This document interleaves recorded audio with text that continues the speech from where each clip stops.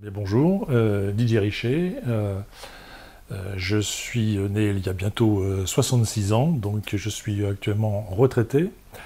Je vais quand même vous parler un petit peu de mes origines, qui peuvent expliquer quelques petites choses sur mes engagements d'aujourd'hui.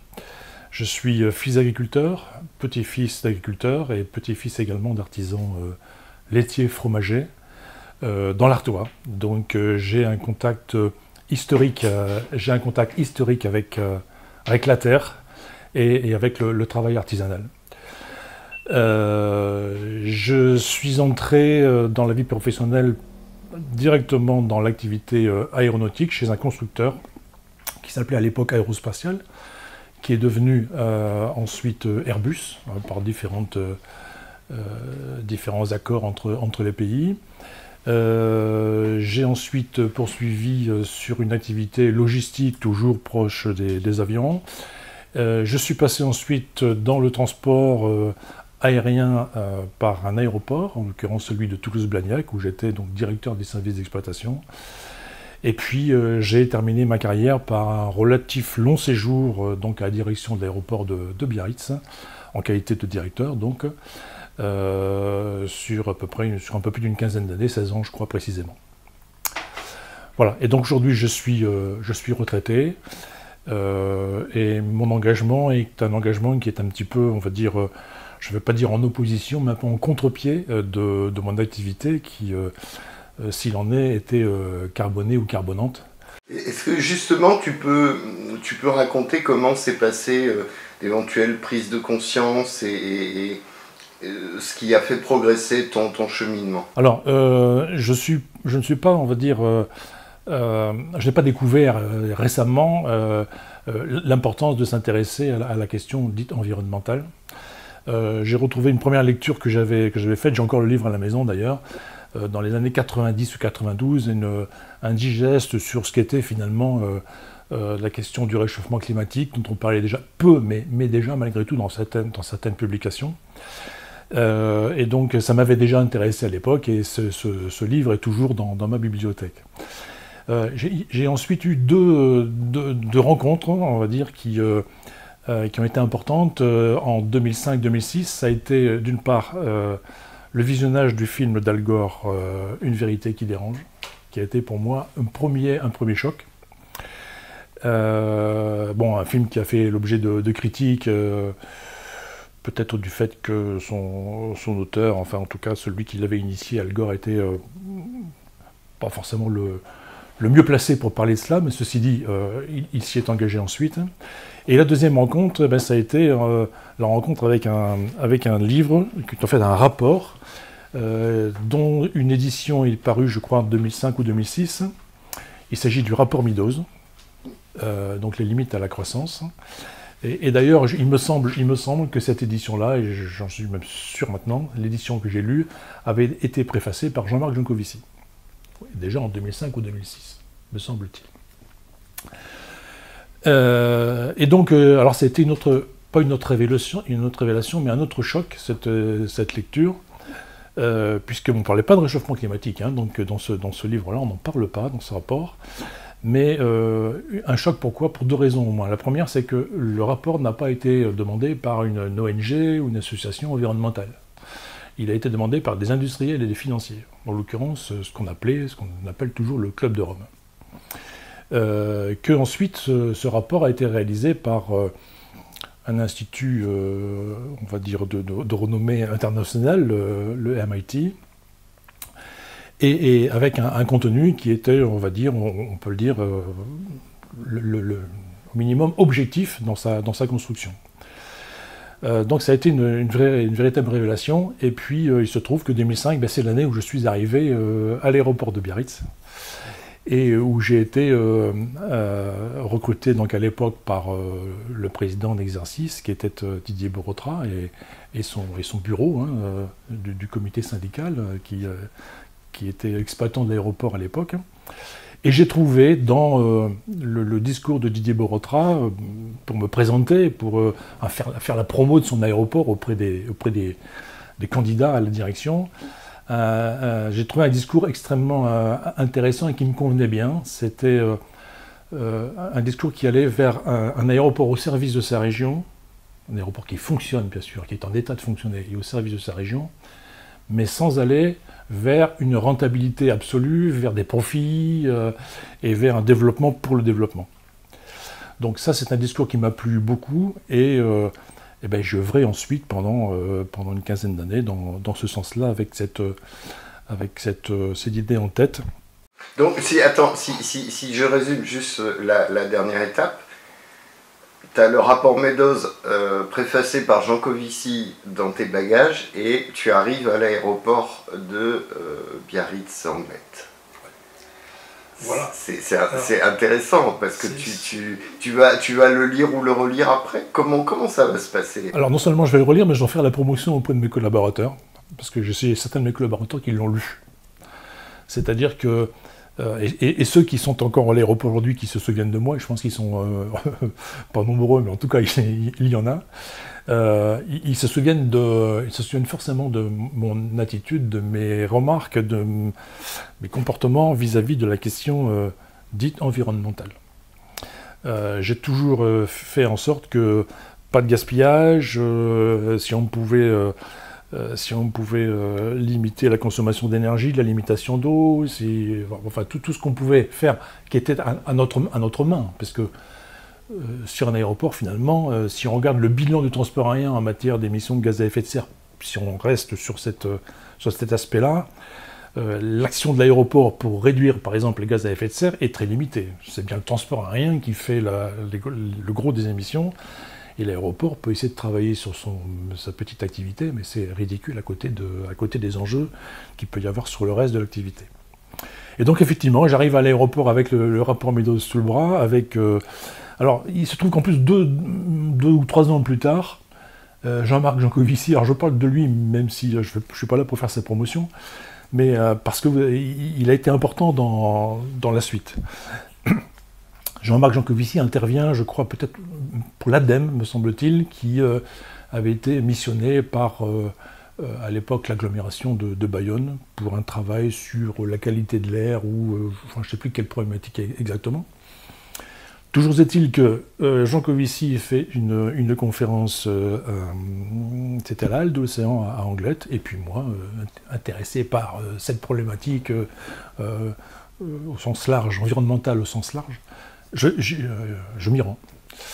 Et là-dessus, je l'écoute, comme tout le monde, et puis il fait une remarque sur la question aéroportuaire, je ne sais plus exactement comment c'est venu, et moi je lui pose une question, parce que finalement je n'étais pas trop satisfait de la façon dont il avait traité son passage sur la question aéroportuaire. Je lui pose une question, et il ne me répond pas à la question, il me botte les fesses. Et il me dit, à peu près, entre guillemets, la citation de Jean Covici, c'était « Et le monsieur, les avions, il les fera voler demain, de quelle manière? Avec du jus de petit pois, point d'interrogation. » Et là, moi, je dis, mais il est quoi? Il est grossier, il est gonflé, le monsieur. Bon, bref. Et je me suis dit, j'ai presque dit dans ma tête, il est con, quoi. Bon. Mais du coup, je me suis intéressé à lui. Et donc, je suis allé me documenter sur ses travaux, il y avait un site à l'époque, jeancovici.com, je crois qu'il est toujours en vie, son cabinet Carbone 4, je découvre le Shift Project, et ainsi de suite. Ça, c'était entre 2005 et 2010. Donc, ma carrière de directeur d'aéroport, elle s'est faite dans un contexte où j'étais déjà sensibilisé. D'une part à la question des ressources en général au travers du rapport Meadows, et puis d'autre part à la question du changement climatique au travers des travaux de Jancovici & Co. Voilà. Comment on faisait? Comment on pouvait faire? Quelle était la marge de manœuvre par rapport à... parce que il y a des centaines de directeurs d'aéroports dans le monde entier qui sont confrontés à ça, avec différents niveaux de prise de conscience et différents niveaux de capacité d'intervention. C'est quoi les marges de manœuvre que tu pouvais avoir? Après, tu pourras dire que c'est insuffisant, et peut-être que tu pourrais dire qu'il y a des choses qui peuvent se passer par les aéroports pour cette transition, cette décroissance. Qu'est-ce qui serait intéressant comme enseignement à en tirer à la fois sur ce qui est déjà faisable et sur ce qui aurait peut-être besoin de prise de conscience un peu plus politique pour aider à certaines transitions, on va dire. Alors c'est une bonne question, mais la réponse en ce qui me concerne, elle est plus facile. Enfin en tout cas, j'ai pu supporter cette forme de contradiction plus facilement que si j'avais été directeur d'aéroport de Paris. C'est-à-dire que quand on regarde l'impact réel du trafic qui est lié à l'aéroport de Biarritz, proportionnellement au reste du trafic mondial, c'est tellement infime qu'on peut se dire, bon, c'est pas parce que je vais ouvrir une ligne, enfin je vais convenir d'ouvrir une ligne avec une compagnie aérienne, une nouvelle ligne, que ça va changer la face du monde. Après, dans mon fort intérieur, bon, je me disais, si je pouvais éviter d'ouvrir n'importe quelle ligne simplement pour le plaisir de faire du business, là, ça m'aurait fait un peu réagir. Donc tout ce qu'on a fait, en fait, on l'a toujours fait, un peu dans la ligne de conduite qu'avait fixé le président Borotra à l'époque quand il m'a recruté. C'était du trafic utile, pas du trafic pour du business. Déjà, rien que ça enlève une partie d'un développement qu'on aurait pu faire simplement, histoire de dire, ben voilà, au lieu de faire 1 million de passagers, on va en faire 1,2 million, 1,4 million, 1,5 million. Et donc, je pense que le fait d'avoir tenté de calibrer l'activité, la limiter, j'aime pas beaucoup, parce que c'est pas nous qui limitons l'activité, c'est la demande, c'est le marché. Mais de l'avoir calibré, en quelque sorte, d'avoir aussi calibré les installations pour un trafic et pas plus, déjà rien que ça, c'était un challenge. Et c'est un challenge qu'on a relevé, qu'on a tenu, et c'était une forme de réponse, partielle certes, mais c'était une forme de réponse à ce tiraillement que je pouvais éventuellement vivre au quotidien. C'est-à-dire que dans d'autres circonstances ou avec un autre directeur, ça aurait pu être une explosion à la fois du trafic, peut-être du foncier occupé, ou de choses comme ça. Il y avait cette possibilité, en tout cas au début. Alors limité quand même, parce qu'il ne faut pas oublier que la ligne aérienne, on ne décide pas de l'ouvrir et de la fermer de notre propre chef. Il faut que la compagnie aérienne ait fait sa propre étude de marché, qu'on vienne éventuellement lui apporter des éléments pour cette étude, qu'elle y trouve une rentabilité sur la durée. Donc c'est de toute façon limité. Donc même un autre directeur beaucoup plus punchy que moi en matière de développement aurait pas forcément fait beaucoup mieux, puisque quelque part, encore une fois, c'est le marché qui décide. Mais simplement, ce que je voulais dire, c'est que par rapport à mes convictions, par rapport au tiraillement que je pouvais vivre au quotidien, j'avais le sentiment de faire juste ce qu'il fallait et pas plus, pour, on va dire, entre guillemets, pour ne pas ruminer nos valeurs. Alors ce qui est quand même intéressant dans l'expérience que j'ai pu avoir, et surtout dans la période que j'ai vécue là-bas, dans cet aéroport, c'est que quand je suis arrivé, l'outil était obsolète. Pas parce que mon prédécesseur n'avait pas été bon, simplement c'est parce qu'il n'avait d'une part pas eu les financements, mais d'autre part parce que les normes avaient énormément évolué au moment du passage de témoins. Et donc ces normes, ces évolutions ont été tellement contraignantes que l'aéroport risquait des contraintes, des restrictions d'exploitation si on ne le mettait pas à jour. Donc il a fallu trouver le compromis entre un développement qui permettait d'amener des moyens pour pouvoir mettre l'aéroport à jour, à niveau, en termes de normes. Les normes, c'était déjà d'avoir les distances de sécurité par rapport à la piste, c'était d'avoir des dégagements, ce qu'on appelle les servitudes aéronautiques dégagées, de manière à ne pas avoir des arbres qui viennent perforer ces servitudes et puis menacer, on va dire, comment dire. C'était pas le cas à l'époque, quand tu es arrivé. C'était pas le cas, c'était un dossier qui était en cours, enfin, dont on savait qu'il allait s'accélérer, mais bon. Surtout, on n'avait pas budget pour faire tout ça. Donc, on a ramé au départ, il faut dire les choses comme elles sont, et puis c'est le développement, finalement, qui nous a permis de financer ça. Et donc, si je devais faire un bilan rapide à la fin de mon parcours, là, et au moment où je suis parti, on avait un aéroport à jour, avec un trafic, hormis l'histoire du Covid, évidemment, qui nous a ruiné tous les efforts de plusieurs années, mais on avait un aéroport à jour techniquement, avec, on va dire, un trafic relativement modéré.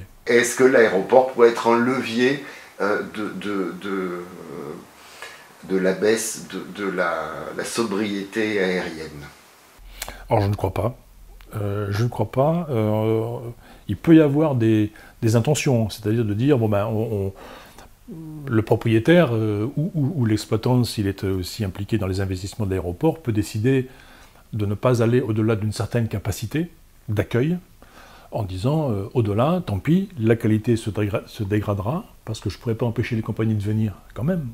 Mais si mon aéroport est limité, c'est forcément la qualité de service qui va se dégrader.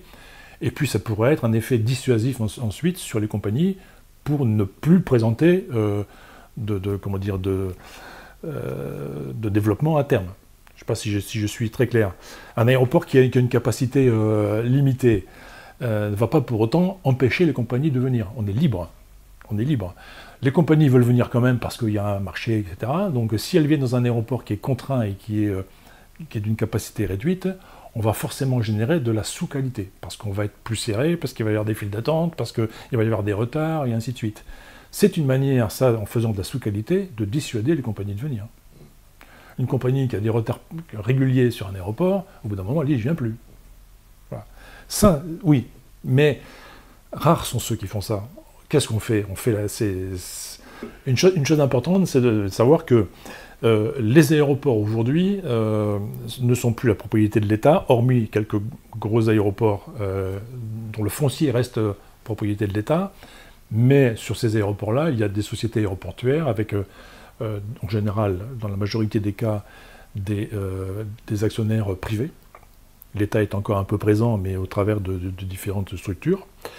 Mais sur le volume des petits moyens aéroports, ce gros volume, ce sont deux acteurs. Un qui est un acteur régional, qui peut être une ville, un département, une région, une communauté de communes, etc., qui est propriétaire, et un exploitant, qui est souvent privé.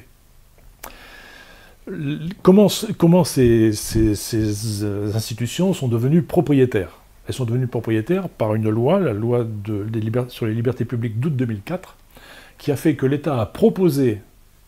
L'État, à l'époque, était propriétaire de tous ces aéroports, mais il en avait une charge telle que, bon, il a fallu qu'il s'en débarrasse. C'est une autre histoire des autoroutes, ça. Ça ressemble un peu à ça, sauf que là, oui, finalement, ça revient un peu à ça. Mais il y a une petite nuance quand même. C'est que les collectivités locales se sont vues proposer de devenir propriétaires.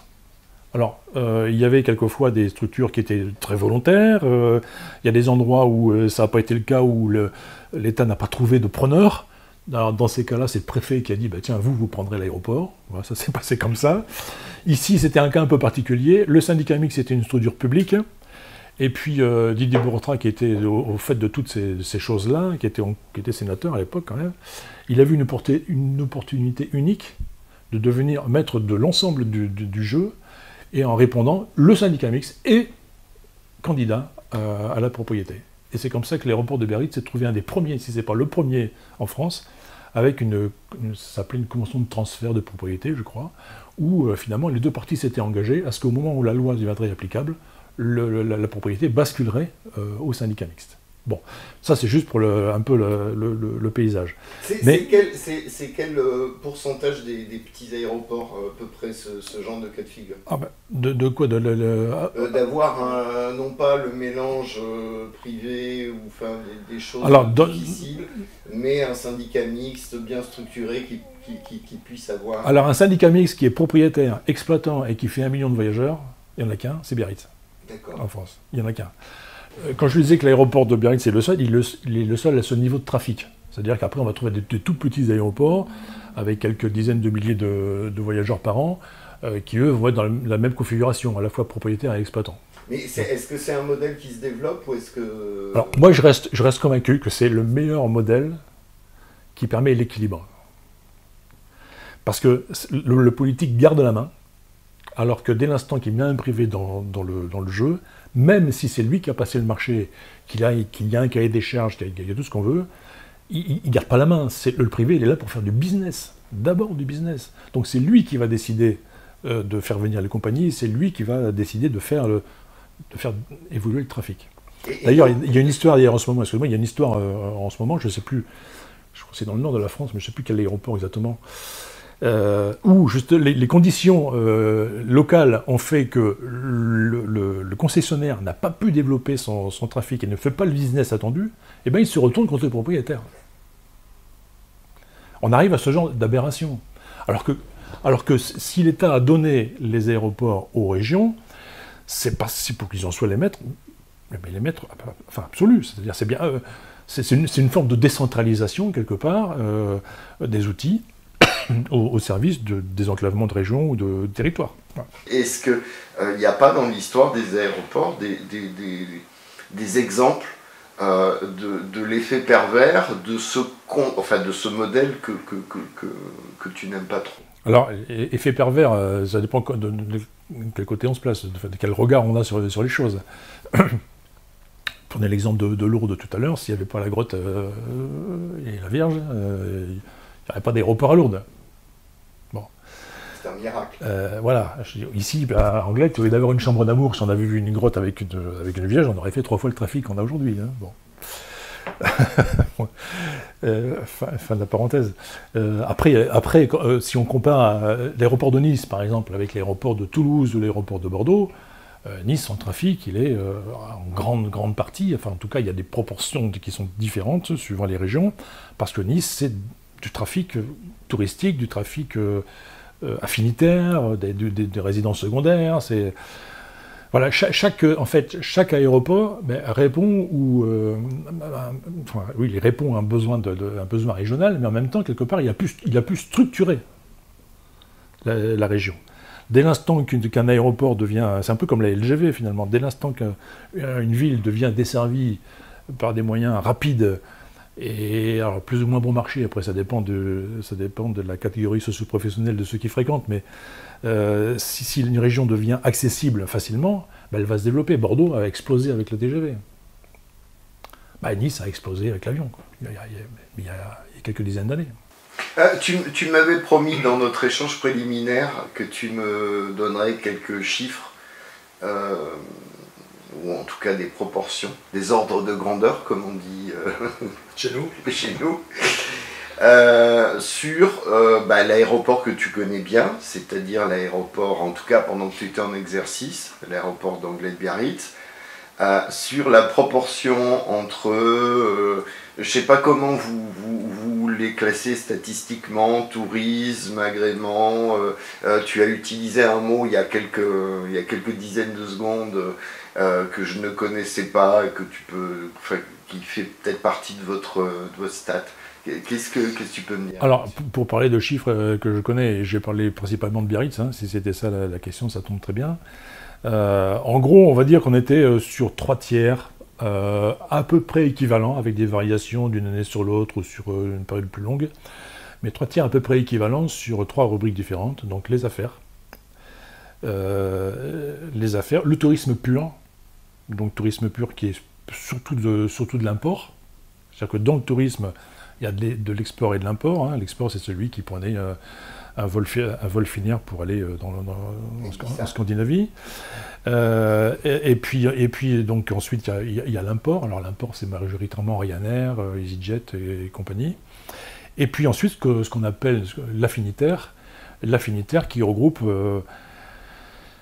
les voyages liés à la famille, liés aux amis, ou le tourisme non marchand. C'est-à-dire que je connais quelqu'un qui a une maison machin là-bas et j'y vais, mais c'est pas comptabilisé dans le tourisme parce que c'est une question c'est une question de prélèvement de données qui permet ensuite de fabriquer les statistiques. Il y a un rapprochement avec des données touristiques pures. Des hébergements par exemple ou des choses comme ça. Alors on faisait, mais les résultats que je donne là sont des résultats qui émanent à l'époque, qui émanaient en tout cas d'enquêtes faites sur l'aéroport en direct. Donc c'est-à-dire qu'on pouvait trouver après des corrélations, et ce qu'on trouvait assez régulièrement avec d'autres phénomènes qui se déroulaient sur place, notamment au niveau touristique, mais c'était des enquêtes sur place qui nous donnaient ces résultats.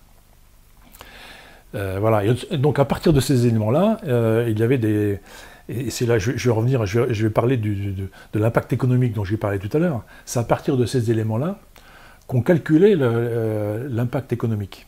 Il y avait une méthode qui était une méthode universelle, on va dire, et qui prenait en fait des effets directs, indirects, induits, avec une forme de cercle concentrique en fait, où on avait un premier effet direct, c'était en gros tous les emplois qui étaient liés à la zone aéroportuaire. Les effets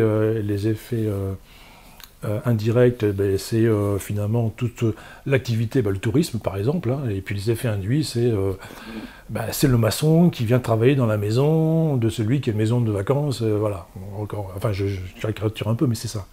Et donc avec tout ça, on arrivait des fois à des chiffres impressionnants, et qui servaient souvent, en tout cas dans certaines régions de France, le politique pour dire, regardez, vous avez vu l'impact de l'aéroport, il faut que je continue à développer, Voilà.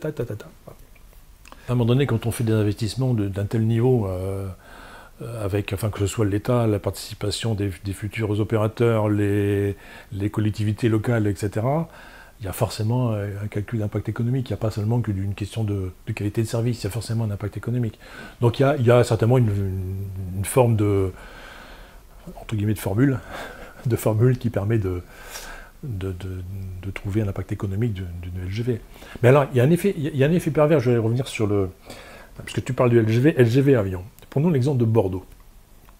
Bordeaux est à 2h15 de TGV, je crois, à peu près, la ville de Bordeaux. Et donc, Bordeaux est rentré dans la loi, qui n'est pas si ancienne que ça, qui a fait qu'en France, contre le droit européen d'ailleurs, hein, mais en fait ils ont réussi quand même à faire imposer ça en France, et je trouve que c'est quand même bien qu'à un moment donné un pays puisse décider d'actions s'ils estiment qu'ils vont dans le bon sens, notamment au niveau environnemental. Donc la France a décidé que toutes les lignes aériennes qui étaient en concurrence avec une ligne LGV à moins de 2h30 de la capitale devaient fermer. Alors c'est vrai notamment pour Bordeaux-Orly, pas Bordeaux-Charles de Gaulle, parce que Charles de Gaulle, en fait, crée les correspondances, et que donc cette notion de 2h30, elle ne veut plus dire grand-chose. Donc on est bien sur Bordeaux-Orly. Et il y avait une hypothèse, et d'ailleurs je crois qu'il y a une association qui défend le point de vue, c'est que il faudrait plutôt augmenter ces 2h30 et le passer à 4h30. Autrement dit que tout ce qui serait à 4h30 d'un autre moyen de transport, TGV ou pas, train, pas forcément à grande vitesse, pourrait se voir, on va dire, supprimer ses propres lignes aériennes en vol sec sur Paris, donc vers Orly. Si c'était le cas, on serait concerné ici. On serait concerné. Et je me souviens très bien, à l'époque, la décision sur Bordeaux n'était pas encore prise. Ça gesticulait là-haut dans les ministères. Et le ministre des Transports à l'époque, c'était Djebari. Il était passé ici, et sachant qu'il passait là, je dis tiens, je vais aller dire bonjour, prendre un café avec lui à l'aviation d'affaires. Donc je vais le voir, on discute un petit peu. En plus, je savais qu'il était pilote, donc c'était une façon aussi d'engager la conversation. Il était venu d'ailleurs, il pilotait son avion. Et donc on vient parler, c'est moi qui engage la conversation sur la question des 2h30 et l'impact qu'il pourrait y avoir sur Bordeaux. Et j'ai écouté, monsieur le ministre, moi c'est clair, si vous demandez l'avis à notre corporation, ils sont quasiment tous contre, moi je suis pour. Autrement dit, la loi, il faut.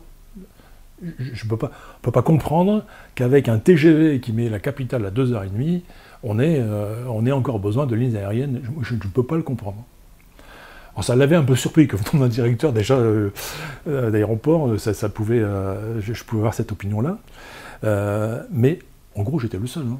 Je me souviens de discussions que j'ai eues au conseil d'administration de l'Union des aéroports français, dont je faisais partie. J'étais le représentant de ma catégorie d'aéroports. Ils étaient tous vent debout contre cette loi qui allait changer pas mal de choses. C'était un moment important parce que c'est là que je me suis dit, mais alors, il y a un panel de directeurs, hein, des grands aéroports français, la plupart, et puis quelques petits, etc. Mais comment on peut maintenir une position aussi corporatiste sur la question des 2h30 de Paris? Comment on peut le faire? Alors que ce qui compte, c'est le service au territoire. Ce qui compte, c'est la desserte. C'est pas le savoir si on y va en avion, si on y va en train. S'il y a un bon service en avion, pourquoi un service en train s'il y a un bon service en train, pourquoi un service en avion? Voilà. Alors, et l'effet pervers, c'est quoi? C'est qu'il y a eu, enfin, c'est pas l'effet pervers, c'est, comment dire, un lobby qui s'est installé aussi. C'est que, quand je disais tout à l'heure que les aéroports sont structurants pour une région, mais ils sont structurants également pour un lieu. le fait de ne pas avoir eu de liaison rapide en train pendant des années entre Paris et Bordeaux, le fait d'avoir une liaison rapide en avion avec la navette d'Air France qui faisait Paris-Bordeaux, ça a fait que les entreprises elles se sont installées autour de l'aéroport. Et le jour où on leur a dit « Eh bien, on est désolé, mais il n'y aura plus d'avion pour Paris, maintenant vous devriez aller prendre le train à la gare à Bordeaux », mais ils ne sont pas d'accord. Donc, ce sont des sujets qui doivent se traiter avec une vision à long terme. Il faut que, enfin, on a eu, paraît-il, un ministre, ou un représentant de la planification. Je ne sais pas trop ce qu'on a fait depuis des années là-dessus, mais en tout cas, on n'est pas bon. Il faut que, sur des sujets comme ça, on n'ait pas une vision à 3 ans ou à 6 ans. On doit avoir une vision à 20 ans, à 50 ans. Qu'est-ce que sera demain le paysage ? Comment on l'organise ? Cette notion d'aménagement du territoire global n'existe plus. Et on aurait pu penser que les entreprises, si elles sont vertueuses à tout point de vue, y compris sur la question de leur rubrique transport, se disent finalement très bien, il y a le TGV, je vais enfin pouvoir réduire mon impact carbone parce que je vais prendre le train. Non, ça n'a pas été ça. Ça a été, on monte un lobby d'entreprises qui ne veulent pas qu'on arrête la liaison Paris-Orly. Si tu en es d'accord, déjà je vais dire une première chose, c'est que je te tutoie, c'est parce qu'on se connaît. Et on se connaît parce que un jour s'est créé le groupe local des shifters dont tu parlais tout à l'heure, que j'ai rejoint, et puis on nous présente Didier Richet, ancien directeur de l'aéroport, et donc je suis un peu tombé sur le cul d'avoir un ancien directeur de l'aéroport parmi le groupe local des shifters. Je crois que c'est à peu près à cette époque que Jean-Marc Jancovici, qui est donc le fondateur des shifters, du Shift Project de Carbone 4, et puis qui est un peu, je ne vais pas dire le gourou, mais disons quelqu'un qu'on écoute beaucoup pour beaucoup de bonnes raisons. Il a lancé ce truc sur un média ou un podcast grand public qui a fait le tour du monde. Il faudrait qu'on limite nos voyages en avion par humain à 4 ou 5, je ne sais plus quel est le chiffre qu'il avait donné. Et donc on en arrive au présent, on en arrive au vrai problème, enfin pas au vrai problème, hein, tous les autres étaient tout à fait vrais, mais on en arrive au moment où ils deviennent concrets, où on les touche dans le climat, dans la stabilité mondiale, dans les problèmes d'approvisionnement, dans les problèmes de ressources de toute forme, d'énergie, de matière et de choses comme ça. Et donc voilà, au milieu de tout ça, il y a quelqu'un qui fait un petit calcul, petite règle de 3, ordre de grandeur, ça serait bien qu'on se limite à 4 ou 5 voyages en avion par vie. Ah, je me souviens très bien de ça parce que j'ai revu la vidéo il n'y a pas très longtemps. Et puis il y a ce que vous aviez proposé la dernière fois, et je vous avais posé la question, et votre réponse est devenue absolument virale. Je crois qu'elle est encore postée tout le temps. C'est votre idée qu'il faudrait un quota de, vous aviez dit, je ne sais plus, 4 vols. Alors depuis, j'ai fait le calcul. Alors attendez, je vais dire d'abord, de 4 ou 5 vols dans une vie. Dans une vie. Pour chacun d'entre nous, on aurait le droit à 4 ou 5 vols. Et voilà comment on lutterait vraiment contre le réchauffement climatique. Ça avait fait réagir de tous côtés. Est-ce que vous maintenez cela? Oui, ou est-ce que vous avez évolué? Non, depuis j'ai fait les calculs et c'est à peu près le bon ordre de grandeur. Il a été interviewé par Léa Salamé, qui lui disait finalement alors il faudrait arrêter de prendre l'avion. Alors il dit non. Il dit bon, j'ai fait un petit calcul d'ordre de grandeur, comme il sait le faire en tant qu'ingénieur. Et puis il dit bon voilà, en gros il faudrait se limiter à ça. Mais l'interprétation qui en a été faite par Léa Salamé, par le plateau qui était là, et puis ensuite par on va dire la propulsion de ce clip sur le net, ça a été de dire il y a une espèce de fou, une espèce de fou qui voudrait nous limiter dans nos libertés. Parce que c'est ça le fond du problème. Et c'est là que sur le transport aérien, la chose est difficile, parce que finalement, l'aérien, c'est vrai qu'il est né avec le pétrole. Avant le pétrole, il n'y avait pas de transport aérien. Donc il est né avec le pétrole. Est-ce qu'il mourra avec le pétrole? Ça, c'est une autre affaire, mais en tout cas, il est né avec. Et ben, ça a été l'ouverture sur le monde, ça a été la liberté d'échanger, ça a été la liberté de voyager, ça a été... Donc aujourd'hui, dire ou penser qu'on puisse passer à 4, ce qui encore une fois était juste un calcul, hein, il n'y avait pas du tout de volonté d'imposer quoi que ce soit, ben rien que ça, rien de dire, ça fait le bazar, quoi. Parce que maintenant, on ne peut plus voyager, alors on ne peut plus... ben non, peut-être que non. Peut-être que non. Et il y a des gens qui ont dit « Mais non, ça ne va pas nous empêcher de voyager. On va peut-être en venir à un sujet qui nous a amenés ici ensemble, parce qu'on va pouvoir faire des carburants, des biocarburants alternatifs, qui n'utiliseront plus, même quand il n'y aura plus de pétrole, on va faire des carburants en faisant... et puis là encore, il y a des questions qui se posent d'ordre de grandeur, notamment. Qu'est-ce qu'il faut pour faire tous ces carburants? Est-ce que ça peut marcher?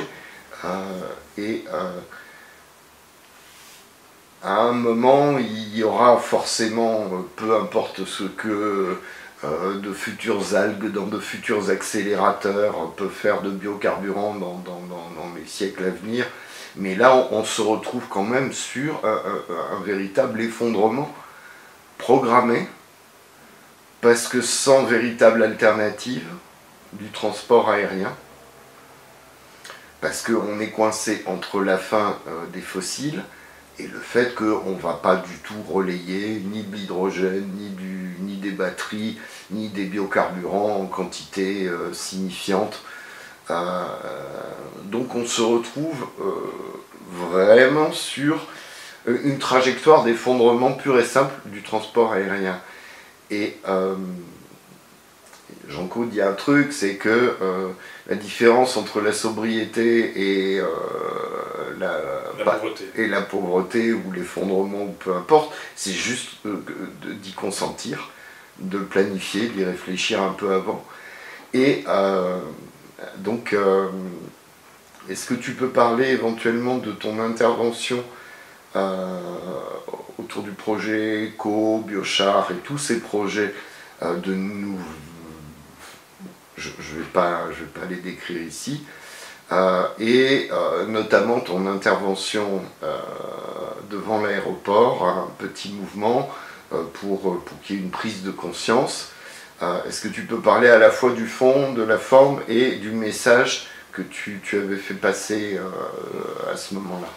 D'abord, si j'ai rejoint la manifestation ce jour-là, bon, j'y étais évidemment en tant que Didier Richer, hein, en lien avec aucune autre association, même pas celle dans lesquelles je suis engagé. Mais j'y étais parce que je pensais que, d'abord, la présence d'un directeur d'aéroport, ex-directeur d'aéroport, pour parler du sujet, ça pouvait éventuellement interpeller le public, en tout cas les participants, mais aussi et surtout parce que la conviction, je me la suis forgée sur des éléments scientifiques. C'est-à-dire que je n'ai pas une conviction aujourd'hui, je n'ai pas un avis, je n'ai pas une opinion, j'ai une conviction qui s'appuie sur des données scientifiques. Alors, il y a deux éléments qui sont importants pour moi et qui ont fait que je tiens cette position, je la défends, parce que je la trouve absolument crédible scientifiquement. C'est d'une part un rapport qui a été fait par deux associations qui sont le Shift Project en soi, associé à Super Aero Décarbo, et qui ont sorti un rapport très très complet qui s'intitule Volet 2050 et qui en fait organise, on va dire, un changement dans la vision du transport aérien, en tout cas propose un changement qui, pour tenir des objectifs de réduction de gaz à effet de serre et surtout de maintien en dessous des 2 degrés de réchauffement climatique, parce qu'il ne faut pas oublier, c'est ça l'objectif. On peut parler de tout ce qu'on veut de manière abstraite, mais l'objectif c'est ça. Et si on veut s'en tenir à cet objectif, eh bien, il n'y a pas aujourd'hui un scénario, qui passe sans une décroissance du trafic à un certain moment. Il n'y en a pas un. Il y en a un, mais il n'est absolument pas crédible. Ça veut dire qu'en gros, on trouve tout de suite les technologies qui fonctionnent. Ça veut dire qu'on change les avions tous les 15 ans. Ça veut dire que, enfin tous les 15 ans, on les change d'ici 15 ans pour être prêt le moment venu.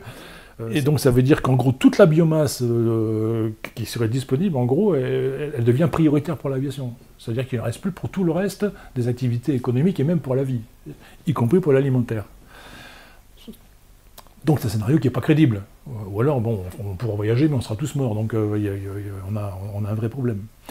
Donc je m'appuie là-dessus. Et puis sur une autre étude qui a été faite par, cette fois, les Shifters, autrement dit l'association qui soutient le Shift Project, et qui démontre que finalement, c'est ce projet qui doit s'installer dans la région paloise, qui est un projet de 3 usines, dont une destinée à fabriquer donc, du SAF, hein, ce fameux carburant durable, voilà, CAD durable évidemment, et bien démontre que le bilan en fin de parcours, c'est-à-dire autrement dit entre la collecte de la biomasse, entre la perte de puits de carbone par le fait de raser la forêt, entre la transformation, etc., au bilan, on sera moins propre que quand on utilisait des fossiles pour l'aviation. Enfin, c'est quand même une aberration. Autrement dit, on est sur un truc dont on n'est pas sûr techniquement, qui va coûter des milliards, et puis on dit on va y aller, et puis on y va, et puis c'est l'avenir de l'aviation. Je ne peux pas être d'accord avec ça. Donc si j'y suis allé donc, à cette manifestation, c'est parce que avec ces deux éléments, moi je m'appuie là-dessus, sur des choses qui sont concrètes, qui sont scientifiquement démontrées, et surtout pas contredites. Parce que la science, bon, dès l'instant qu'on trouve une contradiction, bah, bon, ok, c'est le principe de la science, on peut trouver une contradiction, et puis on se remet à plat, et on rediscute, et on arrive à une nouvelle science, quelque part, un nouvel état de la science. Là, ces études-là, pour l'instant, ne sont pas contredites. Ça veut dire pour moi qu'elles sont crédibles. Voilà, donc ma présence, c'était ça. Voilà. Alors, j'ai eu une position, encore une fois, très, très, très, très simple. Moi, je veux rentrer dans les chiffres, je ne veux pas, mais il y a des gens qui le font très bien, il y a des études qui sont disponibles. Je ne veux pas rentrer dans les chiffres parce que, pour moi, la première question qu'on doit se poser, ce n'est pas la question des chiffres. Et ce que je crains, c'est qu'on rentre là-dedans, c'est qu'on rentre dans la technique de transformation de la biomasse pour faire du SAF, et puis qu'on fasse des bilans, machin, etc. Non. La première question à se poser, c'est la question suivante: quelle vie on veut demain? Quel est le projet de vie, le projet de société? Et le projet de société, c'est pas une entreprise privée de le décider, c'est pas au Parlement de décider, c'est pas au gouvernement de décider. Le projet de société, c'est au peuple de le décider. Et donc la question aujourd'hui, pour moi qui m'embête un petit peu dans tous ces projets de filières, encore une fois, dont on n'a pas démontré l'efficacité, c'est que à une époque, on parle de faire des référendums à peu près pour tout et n'importe quoi, là, en ce moment. La question de projet de société, autrement dit, est-ce que demain on veut pouvoir continuer à voler à tout prix au détriment de l'alimentaire, au détriment de la qualité de l'eau, au détriment de la qualité de l'air, etc. Ben ça, c'est des questions à poser aux gens, à nous, quoi. Voilà. Et voilà. Donc, pour moi, là, c'est un petit peu la synthèse. C'est pour ça que j'évite de parler de chiffres. Moi, la première question à se poser, c'est une question qui est une question de démocratie, qui est quelquefois en peine. On n'a pas le pays le plus mal loti pour ça, mais sur un sujet comme celui-là, il y a eu une convention citoyenne il y a quelques années qui était intéressante dans sa construction, dans la participation. Il y a eu plein d'idées, des gens qui y allaient même au départ à contre-cœur et qui se sont retrouvés et qui ont participé à des prises de décision dont ils ont été eux-mêmes surpris. Mais ça n'a pas été. Mais qu'est-ce qu'on en a fait? On a un président qui, lors d'un discours public, en plus, a dit bon, ça non, ça non, ça non, ça oui, ça oui. Non. Évidemment, si c'est consulter les gens pour arriver à ce résultat à la fin et puis dire vive les avions parce qu'on aime les avions, vive les bagnoles parce qu'on aime les bagnoles, non, c'est pas possible. On est sur un chemin obligatoire de décroissance forte de nos voyages en avion. C'est une question. C'est ton avis. Alors, moi, c'est pas mon avis. C'est que aujourd'hui, je reprends cette ces scénarios que je suis allé piocher dans l'étude de Super Hero Décarbo et du Shift Project, où finalement pour tenir ces 2 degrés, il y avait toute une planète 2 degrés en 2050. L'idée c'était de se dire, parce que le 1,5 degré c'est fini, donc il est cuit maintenant, c'était de se dire, il faut regarder, en fait un petit peu complexe pour l'expliquer. Il faut, allez, je vais reprendre. De toute façon, on n'est pas sous la pluie, on entend l'orage dehors. Je vais reprendre. Mettons objectif 2 degrés en 2050. Pour tout le monde, toutes les activités économiques. D'accord ? Donc l'idée de cette étude-là, c'était de créer ce qu'on appelle un budget carbone par branche économique. Et de se dire, au prorata de ce qu'on fait aujourd'hui, eh bien, on va définir le budget carbone de l'industrie, le budget carbone du bâtiment et le budget carbone de l'aviation, etc.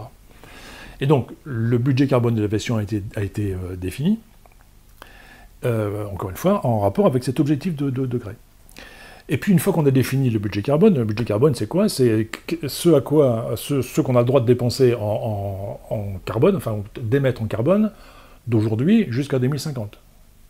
C'est pas de savoir si en 2050 on sera bon ou pas bon, c'est ce qui nous reste à dépenser jusqu'en 2050. Donc on est, en termes mathématiques, sur une intégrale. Bon. Et donc à partir de ce budget carbone, eh ben, les ingénieurs ont regardé la chose en disant, ben voilà, il y a plusieurs façons de réduire. C'est les questions technologiques, donc rupture technologique sur les avions, donc hydrogène, pas rêver, électrique, n'en parlons pas. Donc aujourd'hui, la seule piste, ça reste malgré tout les SAF. On est bien d'accord, les biocarburants. Ensuite, il ne faut pas oublier que d'ici 2050, les avions qui volent aujourd'hui, qu'on a l'habitude de changer tous les 25 ans, ceux qui vont sortir aujourd'hui, ils voleront encore dans 25 ans. Donc ça veut dire que ces avions-là vont continuer à consommer le même budget carbone qu'aujourd'hui, et ne vont pas contribuer à la baisse des émissions. Donc ça veut dire aussi que dans les changements d'habitude, il faudrait que tous nos avions soient changés dans 15 ans. Ce qui est absolument, financièrement, pas possible. Il y a des avions qui sont commandés aujourd'hui, qui sortiront dans 5 ans, et qui sortiront d'exploitation dans 30 ans. Donc, bon. Et donc avec tous ces éléments-là, eh bien, on va dire par itération, par les mécanismes qu'ils ont bien voulu utiliser, on arrive à un scénario qui permet de tenir ces 2 degrés, mais qui fait apparaître, aux alentours de 2025, on y est, qui faisait apparaître aux alentours de 2025, une décroissance, je me trompe peut-être d'une quelques années, mais bon, une décroissance progressive du transport aérien. Et voilà. Et donc, sur les 2 scénarios qui avaient été proposés, donc un était pas crédible d'un point de vue technique, parce que tout ce que j'ai dit avant, qui paraissait comme farfelu, ben, en fait, il est intégré dans les hypothèses, donc ça ne peut pas tenir. Et puis le deuxième, qui est plus crédible, mais lui fait intervenir une décroissance du trafic aérien à partir de maintenant, en gros. Et chaque année de retard qu'on prend, eh ben ça rend la chose plus compliquée, forcément, puisque le budget, lui, ne change pas. Alors, il y avait aussi une autre hypothèse, c'est de se dire, la biomasse dont on a besoin, plutôt que de l'attribuer au transport aérien au prorata de l'activité, c'est de dire, eh ben, le bâtiment n'aura pas de SAF, de biocarburant, l'alimentaire n'en aura pas, etc., et on concentre tout sur l'aérien. Mais là, on touche une vraie question de société à ce moment-là.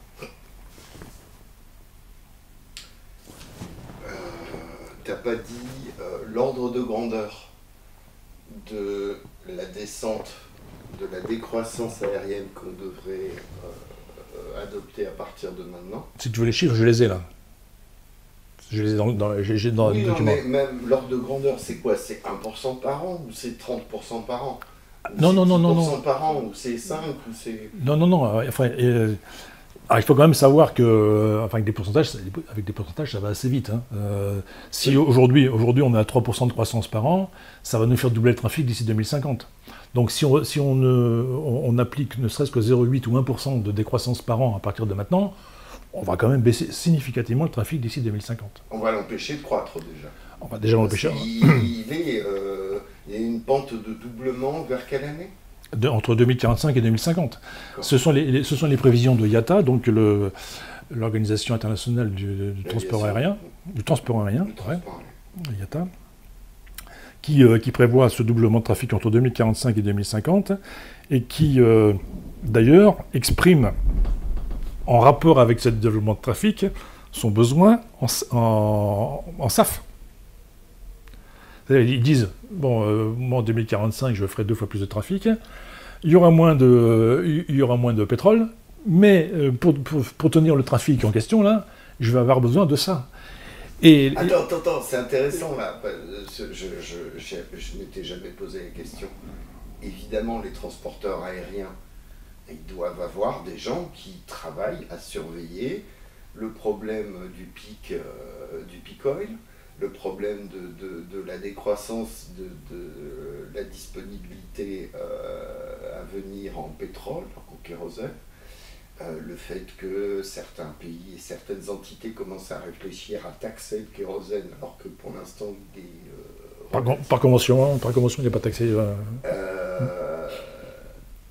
Et là, tu me dis, ah ouais, non, mais ils disent, ah ouais, non, mais il nous faudra des SAF, il nous en faudra telle quantité, tout ça. Donc en fait, ils sont pas inconscients, ils ont bien compris que c'est foutu. Et leur estimation en besoin de SAF à l'horizon 2045-2050, c'est l'équivalent du volume de pétrole qu'ils consomment aujourd'hui, du volume de kérosène. Et on n'a aucun moyen de le faire, même en termes de matière organique.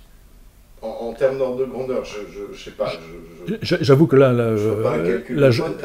là-dessus, joker, mais... non, mais on a vu, pour reparler d'éco, on a vu qu'il faudrait une bonne proportion de la forêt du sud-ouest pour faire 1% de biocarburant consommé en France. Enfin, de biokérosène consommé en France.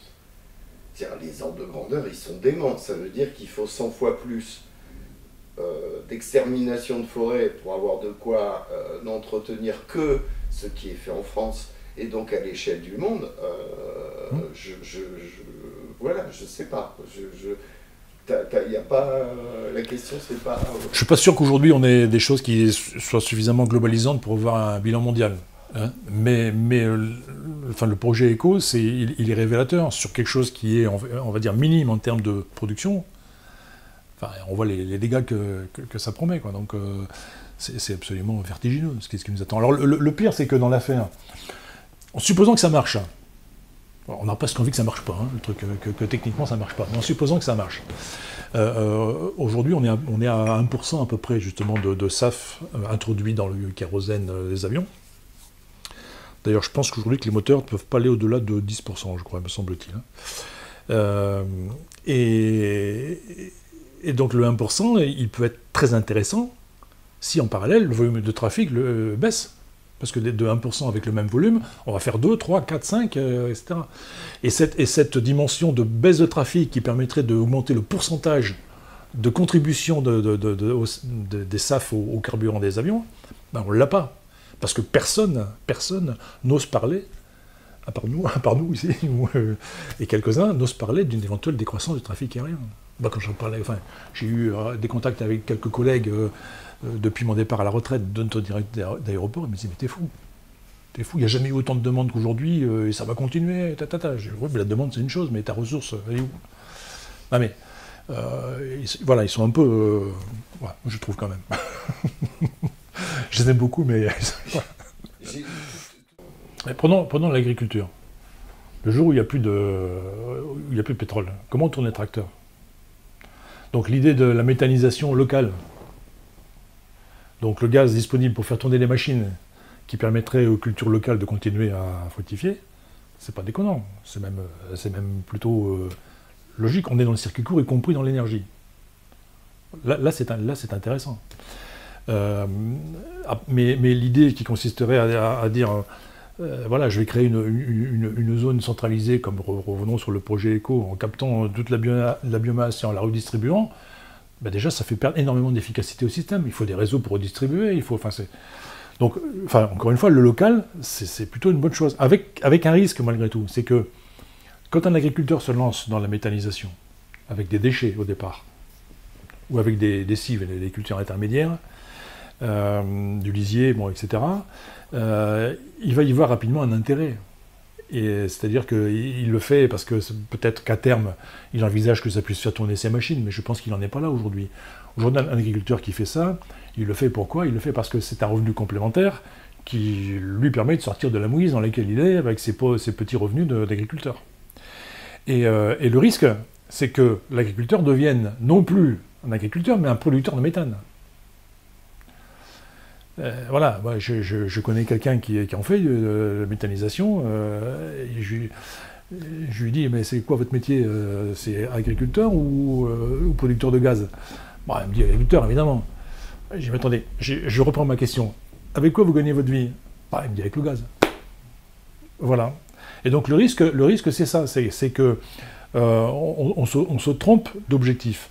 L'objectif de la méthanisation, c'est effectivement utiliser tous les déchets que l'on peut, mais pour faire de la production au circuit court, et juste la production au circuit court. Si c'est pour ensuite agrandir l'installation qu'on a construit petitement au départ, l'agrandir pour aller chercher des matériaux de partout et les redistribuer, ça perd complètement de son intérêt. Il y a certainement un seuil critique dans les installations pour que l'installation puisse répondre à des besoins locaux sans être obligé de faire des investissements trop importants. Tout ça. Donc regarde la question de l'eau, par exemple. Le problème, il est peut-être là. Moi, j'habite dans un département là où, à l'époque, donc la décision a été prise par Emmanueli, voilà, qui a dit moi, l'eau, je la reprends en régie. Le politique reprend la main. Alors, on pouvait aimer ou pas apprécier Emmanueli, c'est pas le sujet. Sur cette question-là, le politique reprend la main sur un commun. Donc, il va essayer de faire en sorte que, d'une part, ça ne lui coûte pas trop cher, donc il va essayer de optimiser les moyens qu'il va mettre en place, et puis il ne va pas chercher à enchérir le prix, puisque ce sont ses administrés qui votent pour lui, qui le consomment. Donc, pour moi, la décision d'Emmanuel est une bonne décision. Peut-être que le contexte était favorable, j'en sais rien, mais dès l'instant qu'on met un acteur privé dans le circuit, et on va revenir sur les aéroports rapidement, parce que j'ai un truc aussi à dire là-dessus, dès l'instant qu'on met un acteur privé, il faut rémunérer des actionnaires, il faut faire du business à tout crin, etc. On est forcément... On peut pas être neutre, quoi. On peut pas être... Voilà. Sur les aéroports, par exemple, les aéroports et les compagnies aériennes aujourd'hui qui disent ouais, il faut absolument qu'on puisse décarboner en disposant de plus de carburant durable, carburant aviation durable, mais leur priorité, c'est pas l'environnement.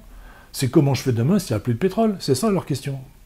La question aujourd'hui, s'ils mettent la pression pour avoir des carburants, des SAF ou des CAD en français, c'est simplement parce qu'ils voient la fin du pétrole arriver et qu'ils ont peur pour leur activité. Donc la question, c'est une question de business, c'est pas une question d'environnement. Et voilà, donc on est prisonnier de ça, on est prisonnier.